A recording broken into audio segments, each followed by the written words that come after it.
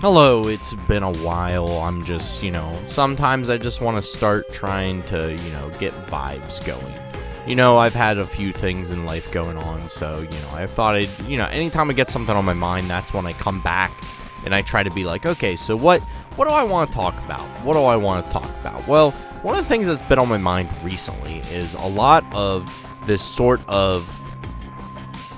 this discussion around a lot of video games. There's, Hollow Knight just came out like a week or two ago. I don't know. I don't keep track. I didn't buy Hollow Knight, but it's definitely caused a big stir in the community. People, developers I've seen, or at least heard some things that developers are coming out saying, nah, this is lightning in a bottle. But it's very strange that lightning in a bottle has been striking pretty much every year, right? It's strange for that, right? For this game, it can't be like all the greats. And I kind of want to talk about the discourse, why there are a lot of people that play games that are getting a little bit tired of the current, I think one of the big things is the monetization of games, and why are games coming out? And why are they coming out either really big, really bad? I am not certain what I'm going to use as footage yet. It might be probably from Borderlands 4, just because I got it recently.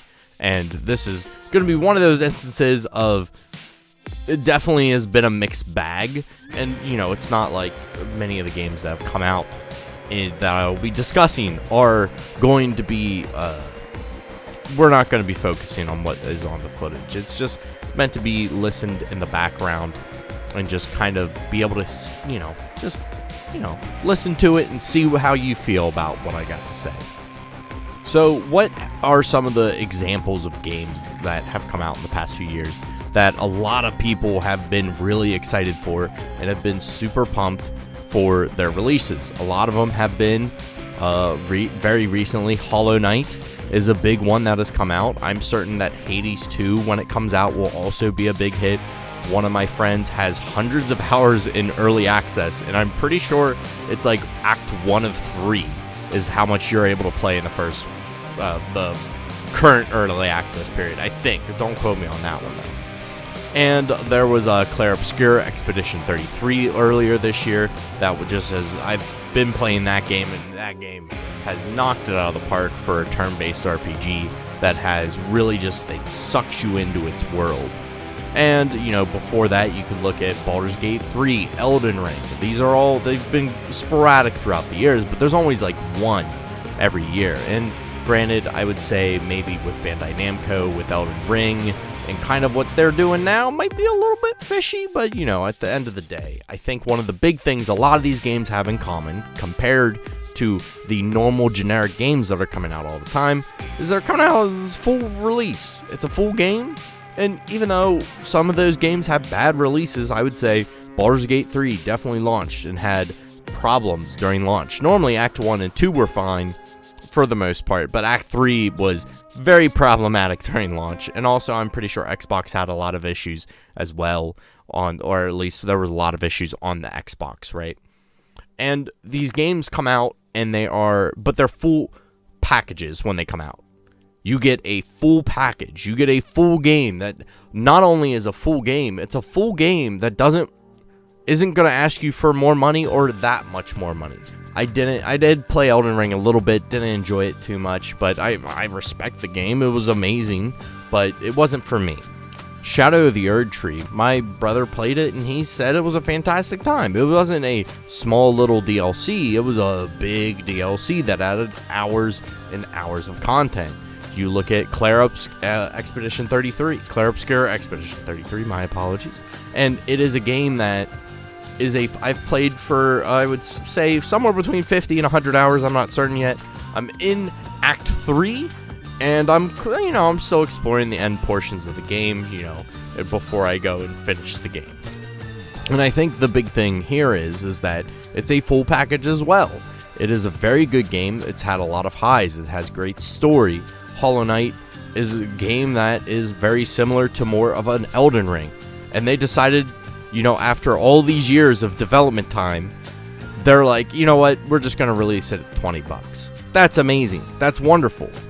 I think the thing that is really noticeable is that a lot of these companies don't seem to be wanting to take all of your money, right? And what do I mean by that? What do I mean by companies are wanting to take all of your money? So a lot of games are coming out. The majority of games are coming out. Either, you look at the most recent Nintendo Direct. There's the Pokemon Arceus game. I don't remember what it's called. The Legends Arceus new one. That has not come out yet, not released, and they've already announced a DLC for it. And also, hey, here are the new megas in the DLC in the game that you haven't played or gotten yet. It feels like, this has been a common trend that video game companies are just trying to get all of your money. And this is a mild example of this, I would say.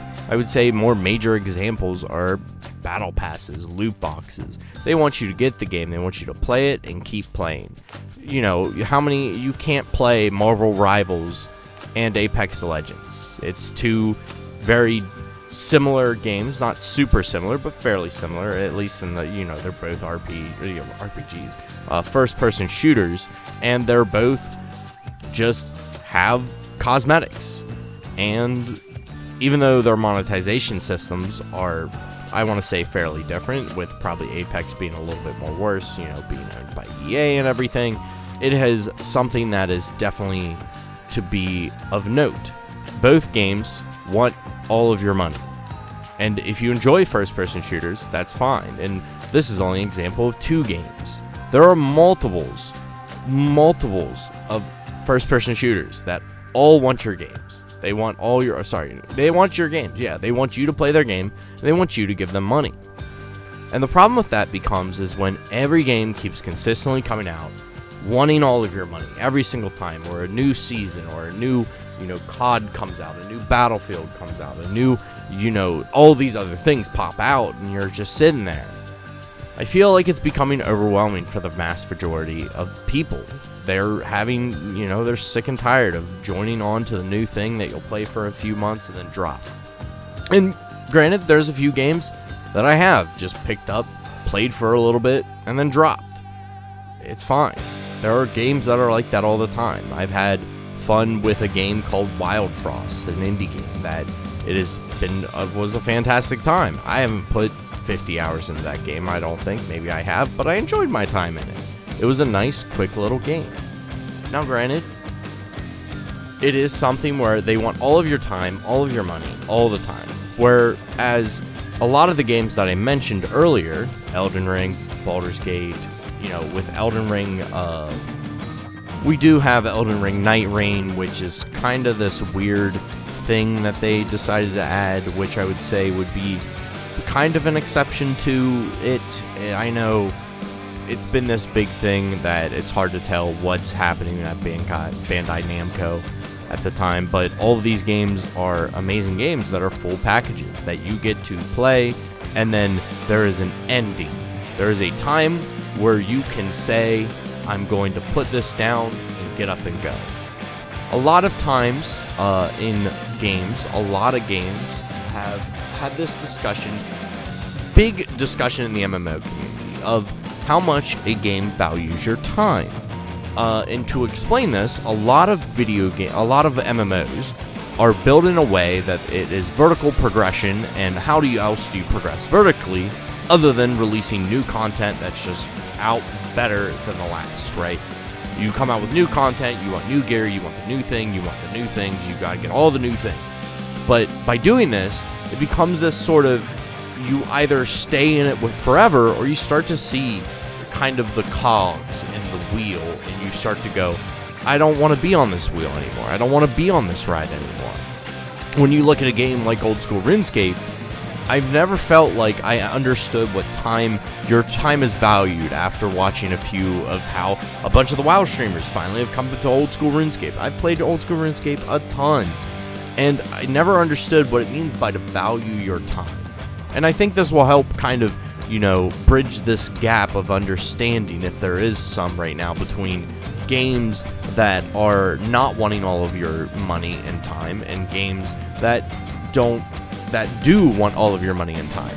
Because a game like World of Warcraft, you want to go and do the new thing to get the new gear because it is better. Well, why do you want the new gear? Well, so that when the new one comes out, you can do it easier. And that's just been the thing since pretty much Burning Crusade, if not the very start of the game, but I know the very start of Classic was kind of different. And then Burning Crusade on has pretty much followed the same trend. But a game like old school RuneScape, yes, they do create things that are better. There is power creep. I mean, one of the big things right now is that I've noticed, at least personally, one of the most sought after early game items was the fighter torso, where you have to do Barbarian Assault. No one does it anymore because you can do Perilous Moons, which are a very easy fight, so much easier to do than trying to get a team of 5 people trying to understand that minigame. And you get something that is very comparable to it, if not better. So people stop doing it. But why does RuneScape value your time? Well, it's not like if you had a fighter torso, you're actually missing out on anything. You can use that fighter torso still. It's still a very good piece of gear. Everything that you achieve is still useful later down the line. You know, if you get max all levels, as new content comes out, you just get to do it. You don't even have to think about it. You can just do it. You can leave and come back at your own pleasure at whatever time you want. And when you look at a lot of these games, there's going to be games I'm going to be taking breaks here, right? I'm going to be taking a break. When I've been, I'm playing Borderlands right now. I'm going to take a break to play Borderlands a bit because I was playing Clair Obscur. I've been playing the Elder Scrolls 4 Oblivion Remaster. I can put the game down, leave, come back a few months and go, you know what? I think I want to go back into Tamriel. I think I want to.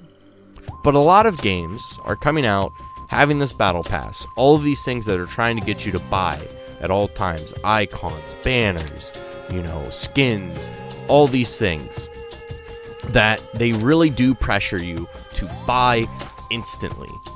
They don't want you want the new thing. You want the new thing now because it's not available forever. And you might even think, well, in World of Warcraft, if you know World of Warcraft, it is something of, well, you can go back and do the content. Yes, that's true, but it's not the same exact feeling of achievement and accomplishment as when doing it during its time.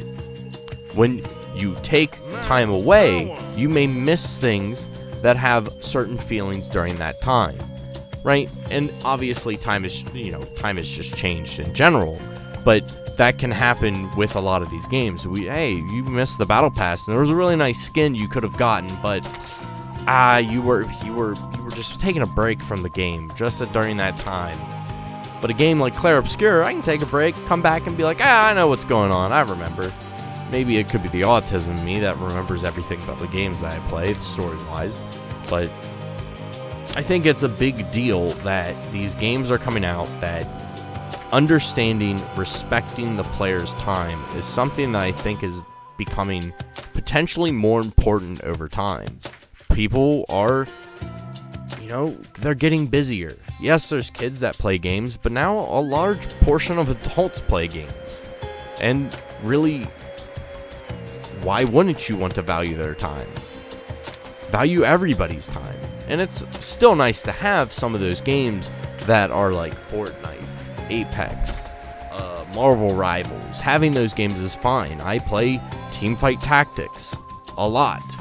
And I would say this season is currently one of my not as entertaining seasons. Yeah, I'll come back. I'll make sure I get the battle pass done. And yes, am I part of the problem? Possibly. I don't know. But I'm not falling into the trend of jumping into multiple different games that want my battle passes. I've stopped playing Apex. I don't even think I have it up to date. Marvel Rivals, I haven't picked that up in a while. I think the big thing is that games coming out that value your time, which I think a lot of indie games do. They don't want you to pay all these things. That's why people love Stardew. That's why people loved Hades. That's why people love Hollow Knight. These are games that really do value your time. The time and effort you put into the game isn't lost, or at least that feeling of being lost. So I think to summarize this all up, Old school RuneScape, first off, is the greatest game of all time. I think we can all agree on that. There's definitely nobody that would ever state anything otherwise. But more so, I think a lot of people are starting to understand and starting, whether or not it's being said or like has been discussed about the feeling. I think a lot of people that play games now want games that value your time more than just these games that are, just meant to pick up for a few hours a day. Oh, it's not that bad. It's just a battle pass. It's just this. And those little expenditures add up. And people are just tired of every game wanting their money. I know every game wants money, but when every game wants all of your money, how do any of them really even make money? So, there's another video. I'm just, just vibing it out, just doing what I want to when I can. It's gonna be very sporadic, and just when I feel like doing stuff, that's when I'll do stuff. It's it's kind of the way this is right now. I don't know, hopefully my microphone's been good during this. It seems like it's been good, but I feel like I've been having, I think my microphone has a few issues right now, maybe with the cable, but hopefully you enjoyed the video. Let me know how you feel. I know for me, I can't have too many games that just want me to spend money. It becomes very difficult to really keep up with, financially. It's definitely harder to keep up with that sort of thing anymore, as is anyways. So, just let me know how you feel. Let me know what you like, and let me know, I'll probably have something out again soon. I'll probably have something about VTubers. I kind of want to go into maybe another discussion about that, though there's not like too much to discuss, but I mean, might as well throw it out, right? So anyways, thank you for watching. You have a good one, and take care.